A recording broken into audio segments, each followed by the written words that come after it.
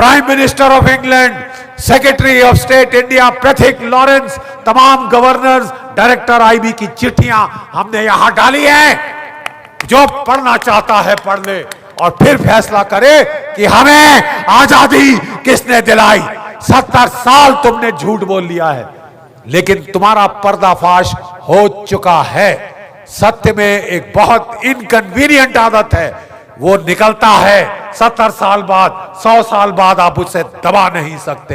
देखिए, सैनिक को लाल किले में बुलाया, मंच पे बिठाया और राष्ट्र ध्वज को फहराया।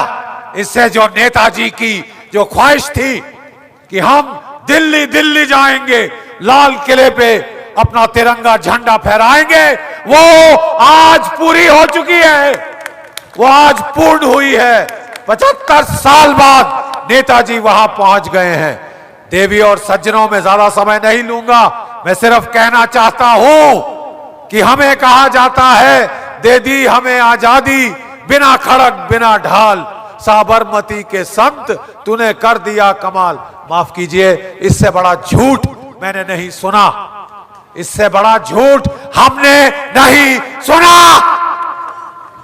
60,000 की आजाद हिंद फौज थी, जिसमें से 26,000 शहीद हो गए।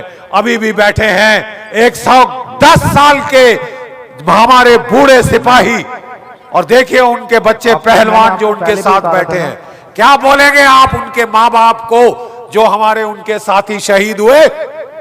उनका खून बेकार में बहा, उनका खून बहा तो आप आजाद हैं। आज नागालैंड से लोग आए हैं, इतनी दूर से, मणिपुर से लोग आए हैं, क्योंकि उन्होंने नेताजी को देखा है। नेताजी के ऊपर न्योछावर है। नागालैंड के लोग हमारे साथ हैं। देखिए जरा अपनी पोशाक में, परंपरागत पोशाक, प्लीज खड़े हो जाइए, प्लीज खड़े हो जाइए। अब मेरे नागा दोस्त देखिए ये क्यों आए हैं यहां पे, ये नेताजी की वजह से आए हैं। थैंक यू हमारे भाइयों बहनों नागालैंड के, क्योंकि नेताजी वहां पे रुआजो गांव में उन्होंने अपना हेडक्वार्टर बनाया था, और जो वैखो साहब के जो पिताश्री थे, फादर थे, वो उनके दुभाषी नियुक्त हुए थे, एडमिनिस्ट्रेटर नियुक्त हुए थे। उन्होंने आजाद हिंद फौज को इतना भरपूर सहायता दी थी लड़ने के लिए अंग्रेजों के खिलाफ। हमारी आजादी की लड़ाई हमारे नागा भाइयों ने शुरू करी थी। हमारी आजादी की लड़ाई हमारे नागा भाई और बहनों ने शुरू की थी। हमें बोला जाता है हमें अहिंसा से आजादी मिली, हमने रिसर्च करी है और हम चैलेंज करते हैं, ओपन चैलेंज। सारे ये जो लेफ्टिस्ट हिस्टोरियन, कोर्ट हिस्टोरियंस को आपने हमसे डिबेट करनी है, आपने सच जानना है।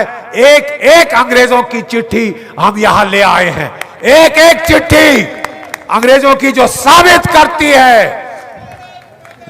Wavell, viscount Wavell, chief of the army staff, field marshal लॉकिनले, prime minister of England, secretary of state India Pethick Lawrence, तमाम गवर्नर्स, डायरेक्टर आईबी की चिट्ठियां हमने यहां डाली हैं। जो पढ़ना चाहता है पढ़ ले और फिर फैसला करे कि हमें आजादी किसने दिलाई। 70 साल तुमने झूठ बोल लिया है, लेकिन तुम्हारा पर्दाफाश हो चुका है। सत्य में एक बहुत इनकन्वीनियंट आदत है, वो निकलता है 70 साल बाद, 100 साल बाद आप उसे दबा नहीं सकते। देवी और सज्जनों, आज हम नेताजी के सिपाहियों को राजपथ पे लाए हैं, राजपथ पे। और अगला साल हमारा निवेदन है इस सरकार को कि नेताजी का स्टैचू राजपथ पे लगाइए, जहां जॉर्ज 5 के पुतला था, और वो स्थान रिक्त है, वो स्थान खाली है, वो स्थान नेताजी का है, वो स्थान नेताजी को दीजिए। You will have to give it to Netaji. It belongs to Netaji. We will see that he gets there. हम देखेंगे भारत के लोग आपको नेताजी को जॉर्ज 5 की कैनोपी के नीचे लगाना होगा, क्योंकि असली लिबरेटर, आजाद करने वाला नेताजी के सिवाय दूसरा कोई नहीं। मेरे साथ एक बार जरा खड़े हो जाइए, आखिरी है। और जरा देखें आप में अभी भी कितना जोश बाकी है। खाना मैंने भी नहीं खाया, लेकिन देखते हैं फौजी कितना गरज सकता है भूखे पेट से।